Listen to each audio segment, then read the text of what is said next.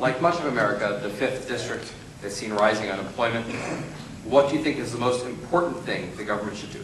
The one most important thing the government should do to help get people back to work and revive the prosperity of the economy? Mr. Verga. 30 seconds. Yeah. Reduce the corporate tax rate, reduce the average small business tax rate, abolish capital gains tax, and abolish the death tax. That will get Americans and Virginians and people of the 5th District back to work. I simply would say we need to get out of the way of the free enterprise system. That's the thing that made this country great. We need to get back to that. We need to reduce the taxes on our corporate citizens and let the citizens and the private enterprise build the jobs. Government doesn't build jobs. They're not responsible for jobs. It's people and small businesses that build these jobs. If we give them a hand by getting out of their way, they'll take care of the problem for us. Cut taxes and cut government, the same as everyone else, everyone here agrees with. We've got to cut both government and taxes. McPadden. What we have today is a toxic business environment. Businessmen are frozen out of the environment. They do not know what is going to happen in the next year or 6 months, and they're afraid to hire employees. They're afraid. We need to give them people to stay out of. There's an absolutely cut to job. You need to cut this and across the board drastically. Thank you.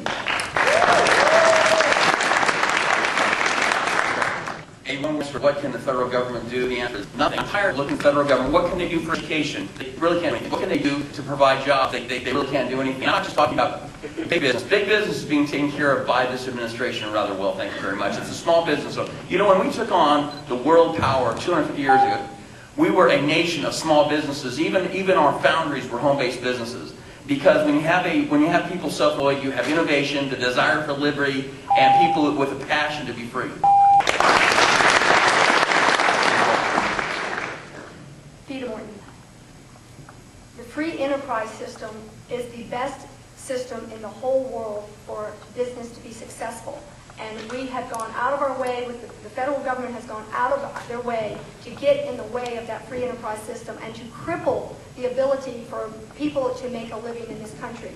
They have taxed their income, they have regulated them under every type of regulation that they can come up with for their carbon, their energy, their fuel, and then they're going to tax their income that they take, and they have no money left to invest. And to give them that money back, then you need to deregulate, you need to reduce the taxes, and, sorry.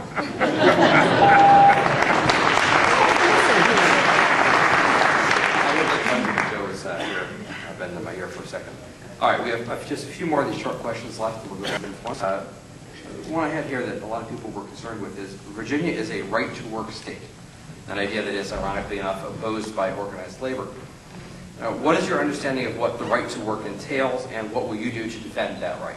Starting with McKelvey. Well, the first thing I would do is make sure that cap and trade never makes its way through the Congress of the United States, for sure, because that is absolutely against the right to work. The right to work is the ability of a company not to unionize, not to be able to force to be unionized, and it has to be voted on by secret ballot of the unions to try to get in these organizations. I think that would be one of the worst things we could do, not just to the state of Virginia, but to this country if we passed cap and trade. If you look at your history, you will find the right-to-work states have the strongest economy, and it needs to stay that way, and I will defend it to my last. Thank you. And why right to work? Because a job out of the Navy was with an airline in a state that was not a right to work. So I was forced to join a union to pursue my career. And if I tried to do assessments, they would have me fired. That's what right to work means to Virginians. We must keep right to work in this state. And Jim's absolutely correct. The states with the right to work laws are the ones that have the strongest economy. And what right to work means is you can have a union, but you're not forced to join that union. That's the meaning of liberty.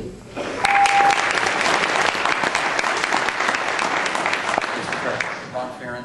The opposite of a strong economy and a right-to-work state like Virginia is a place like Detroit, Michigan that has a very, very strong union presence. If you look at the laws they passed, you look at the economy they have established, if you look at the control that the unions have had on there, Detroit's almost a ghost town.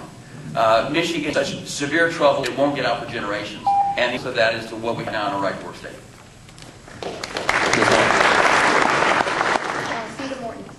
I support right to work. I am a teacher in National Education Association when I first started teaching, and when I found out what my money was being used for back in the late 70s, I dropped from that organization because I risked the not having my tort insurance, but I will not take any money from unions, and I do not support unions, and I strongly support right to work. Laurence Verga, I support right to work, and we are at a very difficult time right now because of card check legislation, and Andy Stern of the SIEU has a lot of sway over the Obama administration, and of course unions have a lot of power over Tom Perriello. So if I get to Congress, I would fight the card check legislation from ever happening in this country.